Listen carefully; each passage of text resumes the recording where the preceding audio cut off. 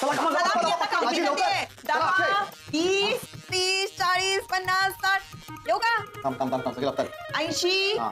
90, 100. आता येऊ? Yes go. Oh God! सगळे सेमच दिसतात, कळतच नाहीये कणी. बेबी असणार.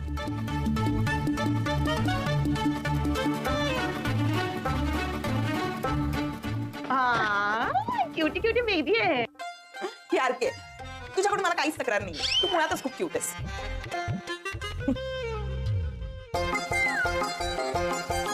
हा या आयजी आणि आयजी मला तुमच्याबद्दल तक्रार आहे. तुम्ही आजकाल माझ्याशी नीट का नाही वागत? पूर्वी माझे किती लाड करायचा तुम्ही, आता अजिबात लाड करत नाही. पूर्वी मी तुमची फेवरेट नाचून होते. आपण किती मजा करायचो. म्हणजे मी तुम्हाला आता जोक सांगितले ना तर तुम्ही माझ्या जोकवर हसतही नाही आणि माझ्यावर जोक करतही नाही. माझं काही चुकलं असेल तर मला तुम्ही सांगायचात, माझी खिल्ली उडवायचात. आजकाल तुम्ही माझ्याशी काहीच बोलत नाही.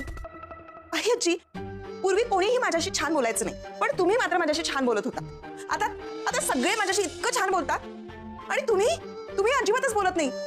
मध्ये तुम्हाला बरं वाटत नव्हतं त्यावेळेला तुम्हाला एंटरटेन करण्यासाठी मी डान्स पण करून दाखवला की नाही, पण तरी तुम्ही काहीच रिॲक्ट नाही झालात.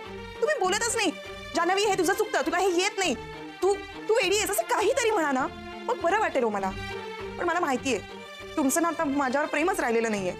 तुम्हाला माझ्याशी बोलायचंच नसतं. ही माझी तक्रार. हा ठेवायचा आणि मग ती दादर खाली करायची. अच्छा हा झालं बोलू. हो करेक्ट.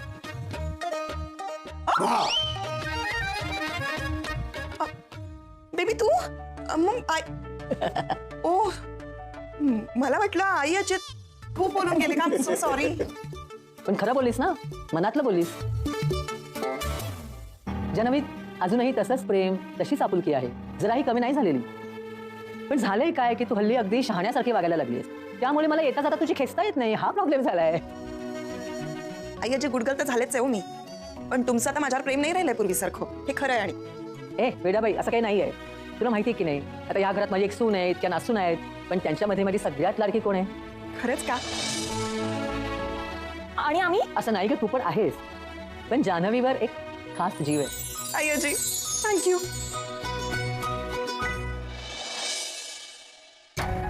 जीव येते रे तुझे. तू जे काही वागलीस ना या घरातल्यांबरोबर, माझ्याबरोबर, ह्यांच्याबरोबर, त्याची शिक्षा आहे. ते सगळं फिरून तुझ्याकडेच येतं. माफ कर मला, चुकले मी. यावेळेस माझ्यावर थोडा विश्वास ठेव. तो आपल्याला बर्बाद करायला आलाय, तो स्पॉइल करणार आहे आपल्याला. कसा विश्वास ठेव तुझ्यावर? कसा ठेव ग विश्वास? तुला आठवत आहे तू काय वागलीस, कुठल्या थराला गेलीस, कशी वागलीस? आठवत? नाही ठेवू शकत, नाही ठेवू शकत मी तुझ्यावर विश्वास. हे रमा, निदान माझ्या नाही, माझ्यासाठी नाही, अक्षयसाठी तरी कर प्लीज. कारण अथर्वचं सगळ्यात मोठं टार्गेट आहे अक्षयला स्पॉइल करायचं. खूप वाईट इंटेन्शन आलाय, ट्रस्ट मी. प्लीज माझ्यावर विश्वास ठेव.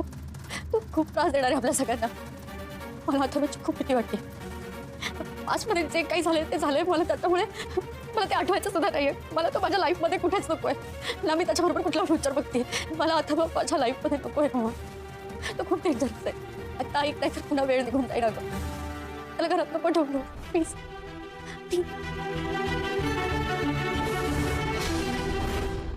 चला आता आपण पुढचं राज्य आपण आजीवर घेऊ. ए मला नको असं काही सांगू. मी ठेवतो ते. या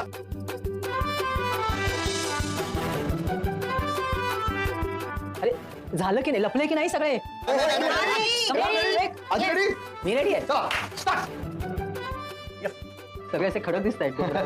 कोणाचं तरी मला पाय दिसत आहेत, पावलं. कोणी आलो नका. हा अक्षय. अक्षयवर माझा राग आहे. अक्षय माझा राग यासाठी नाही की तू रमाशी लग्न करून बदललास.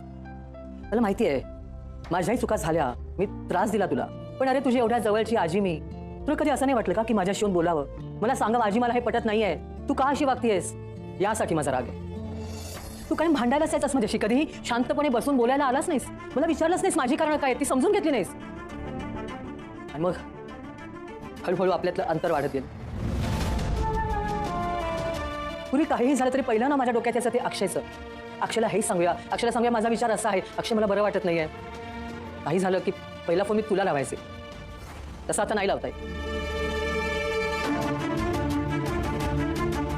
उडा उडा. हा मला अक्षय करणार नाही असं म्हणाल. Right guess. ए बाळा, तू आजीला बॉक नाही केला? तिने करेक्ट ओळखलं ना. अच्छा. आजी मी नाही बदललोय आणि मी तुझ्याशी हक्काने भांडायला यायचो, तुझ्याशी बोलायला यायचो, कारण माझ्यासाठी तू तेवढी हक्काची होतीस, अजूनही आहेस. मला जे काही प्रश्न पडायचे त्याची उत्तर मी मग कुणाकडे विचारायची? मी यायचो तुझ्याकडे आणि माझ्याही बऱ्याच चुका झाल्या. म्हणजे ज्या पद्धतीने मी तुझ्याशी बोलायचो ते चुकायचंच की. पण तू माझ्यापेक्षा वयाने मोठी आहेस, मी लहान आहे, त्यामुळे मी यायचो भांडायला. म्हणजे कधी कधी आपल्याला एखादी गोष्ट पटत नसेल, आपल्याला एखाद्या गोष्टीचं उत्तर हवं असेल, काही प्रश्न विचारायचे असतील, तर त्याची सुद्धा एक पद्धत असते. ती पद्धत माझी चुकली हे मला मान्य आहे आणि त्यासाठी मी खरंच माफी मागतो तुझी. तुला काय रे माफ करायचं, पण आता मला हे कळत नाही की आपल्यातला हा दुरावा मिटवायचा कसा. कसं म्हणजे? तुला माझा नंबर पाठ आहे. तू कुठल्याही कधी अडचणीत असशील ना, तर तुला जो नंबर पाठ आहे तो नंबर फिरवायचा.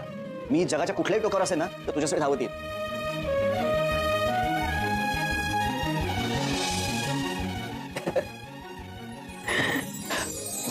अरे भारी मेरा. आता कळते मी का. कळलं का? म्हणलं होतं बघा की नंतर करणार. नेक्स्ट आता कोण? आता मी आता माझ्यावर.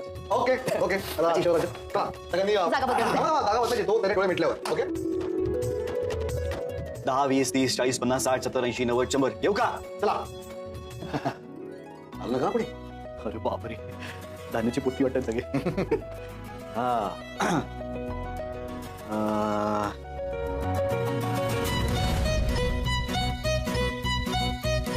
अभ्या आला मध्ये परत. मी आवाज ऐकला. अभ्या, यार तुझ्याबद्दल एक तक्रार आहे माझ्या मनात. तू माझा सगळ्यात जवळचा दोस्त, सगळ्यात जवळचा भाऊ, एकदम जिगरी होतो यार आपण. असं काय घडलं रे की तू माझ्यापासून इतका लांब गेलास? आता खूप तक्रारी आहेत तुझ्याबद्दल माझ्या मनात. का लांब गेलास तू? असं काय घडलंय? आणि मला काही कारण माहित नाहीये. जे काही कारण असेल ते सगळं विसरून एका घट्ट मिठी मार ना यार. मला तुझ्या तोंडून ऐकायचंय भावड्या, पण नाही का? ए अभ्या, अरे अरे हो. हा, तर अभिनयच आहे. हा, आज बॉक नाही केला यार. आरती वहिनी तू. अभि आला नाही का अजून? इथेच होता ना. मला चुकून वाटलं अभ्या पण आलाय.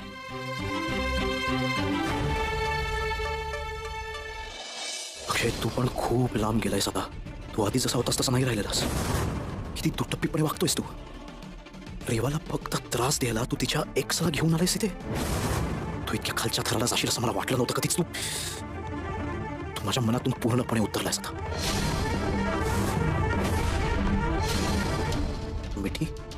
मिठी तर लांब अक्षय. आता मला तुझं तोंडही बघायची इच्छा नाही. रमा अगं, मी खरं सांगते, अथर्व चांगला नाहीये तो. मला इथे त्रास द्यायला आलाय. अगं तुला माहितीये तो अरे होळीमध्ये पण माझ्या पूर्ण चेहऱ्याला रंग लावला. सगळ्यांसमोर तरी माझी लाज काढली, माझा डिसरिस्पेक्ट केला. तो मला इथे फक्त त्रास द्यायला आलाय. त्याचे इंटेन्शन्स चांगले नाहीयेत. अगं प्लीज माझ्यावर विश्वास ठेव. रमा तू इथे आहेस? काय नाटकं चालली आहेत बघ या मुलीची. तिच्या बोलण्यावर अजिबात विश्वास ठेवू नकोस.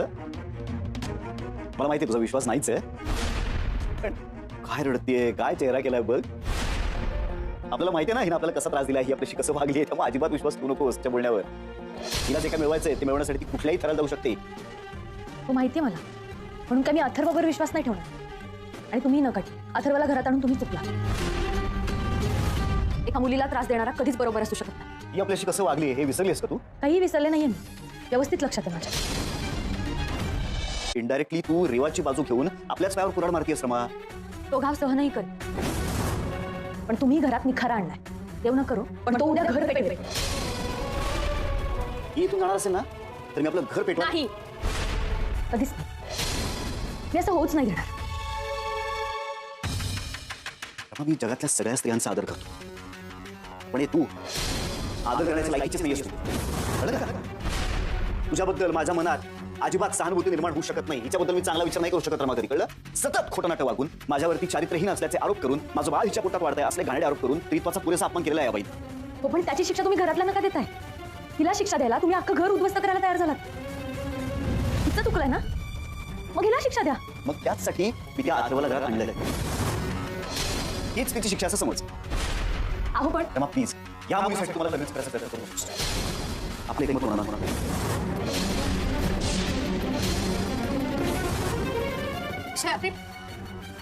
कळलं रेवा, हे सगळं तुझ्यामुळे होतं. फक्त तुझ्या चुकीच्या वागण्यामुळे घरातल्या सगळ्यांना त्रास सहन करावा लागणार. माझं ऐक प्लीज, मी खरंच सांगते अथर्व आपल्या सगळ्यांना त्रास द्यायला आला. इथे माझा विश्वास ठेव प्लीज. कसा विश्वास ठेवू? नाही ठेवू शकत विश्वास. तुझं ना लांडगा आला रे आल्यासारखं झालं. आणि आता खरंच जेव्हा लांडगा आलाय ना, तेव्हा तुला मदत करायलाच कोणी नाही. ऐक ना प्लीज.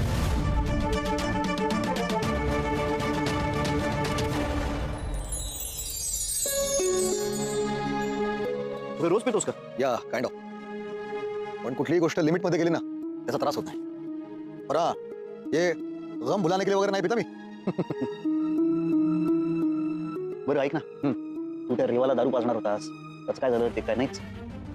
हो ना यार, कळीन वाढ अक्षय, तुला माहिती ना ती कशी वागली माझ्याशी. त्रास होतो मला तिचं असं वागणं बघून. नाही, मला तिच्याबद्दल काहीच वाटत नाही, तुला माहिती आहे राईट. पण ना, माणूस यार वाईट वाटतं मला. Sometimes I even pity on. ती आमच्याशी जसं वागली, तुझ्याशी जसं वागली, त्यानंतर तिच्याबद्दल पिटी वाटायचं सुद्धा काही कारण नाहीये. नाही खरंय. पण काय आहे, अक्षय, आपल्या ना प्रत्येकाचा भूतकाळ आपल्या बरोबर असतो काही अंशी. आणि मी प्रेम केलं होतं तिच्यावर. बट यू नो राईट की मला आता त्याच्याबद्दल काही वाटत नाही. त्यामुळे आपलं ज्या व्यक्तीवर प्रेम आहे तिला दारू पाजून तिच्याशी मजा घेणं चुकीचं वाटलं मला. मी नाही करू शकलो. जाऊ दे, आता जे घडून गेलेलं आहे ते तर तू बदलू शकत नाहीस. पण तुझ्याबद्दल एक गोष्ट मला आज नव्यानं कळली. तू खूप इमोशनल माणूस आहेस. मेरे दोस्त, पैशापुढे ना इमोशन्स प्रेम वगैरे काही नसतं रे. जेव्हा रेवा माझ्या आयुष्यात होती ना, तेव्हा मी फकीर होतो, माझ्याकडे काहीच नव्हतं. आणि तिला ज्या मटेरियलिस्टिक गोष्टी हव्या होत्या त्या माझ्याकडे नव्हत्या. आणि बहुतेक तिला त्याचाच त्रास झाला असं. आणि तुला तर माहितीच आहे, तर मी सगळं सांगितलंय. हॉरिबल आहे. हे अरे अक्षय, मी एकटाच पितोय आणि आता मला ऑकवर्ड व्हायला लागलंय. नाही, मला नको. मला खरंच नको आहे. कम ऑन यार. अरे बाबा, मी रेग्युलर नाही पीत, मला नको, खरंच नको. मी बसलो ना इकडे, गप्पा मारतोय आपण, मी आहे इकडे, यू एन्जॉय. पण ना तुझ्यात एक कसा सरप्राईज एलिमेंट आहे. मी काहीतरी वेगळा स्पार्क आहे तुझ्यात, एक वेगळा चार्म आहे. तू बोलायला लागलास ना की माणसं खरंच जाग होतात, मोटिवेट होतात. बघ ना, तू ज्या पद्धतीने आमच्या घरातल्या सगळ्यांशी बोललायस, हे आमचे छान असे गेम ऑर्गनाईज केलेस, घरातले सगळे आपल्या मनातलं बोलून मोकळे झाले. अरे तीच तर गंमत आहे ना त्या गेमची. काय, माणूस समोर असताना ना कधी कधी मनातलं बाहेर पडत नाही, म्हणून तो गेम डिझाईन केलाय. की डोक्यावर चादर घ्यायची, आत कुठला माणूस ते कळत नाही, पण मन मात्र मोकळं होतं. त्या समोरच्या माणसाला बरं वाटतं आणि ह्याने कुटुंब एकत्र येतं. आणि डोंट वरी, तुझी फॅमिली अजून घट्ट होणार आहे. नुसतं थँक्स काय गिफ्ट वगैरे देणार नाही?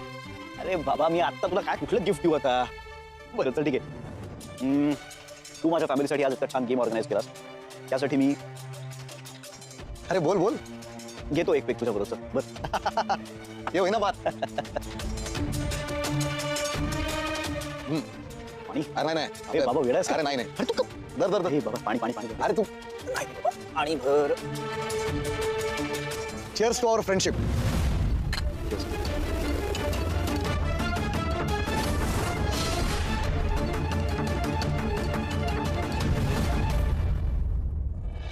विश्वासघात केलायस तू माझा, तू खोटं बोललीस माझ्या. तुला वाटतंय तितकी मी वाईट नाहीये. जे काही झालंय ते घडून गेलंय माझ्याकडून. ऍक्च्युली त्या पोरामध्ये जादू आहे बरं का. तुला नाही पटलंय का अथर्व? उद्यापासून हे पिणं वगैरे बंद, सगळं चालणार नाही. तो शशिकांत मुकादम माझा सख्खा बाप असून आई शपथ कधी जबरदस्ती नाही करू शकला. बाकी कोण काय करणार जबरदस्ती?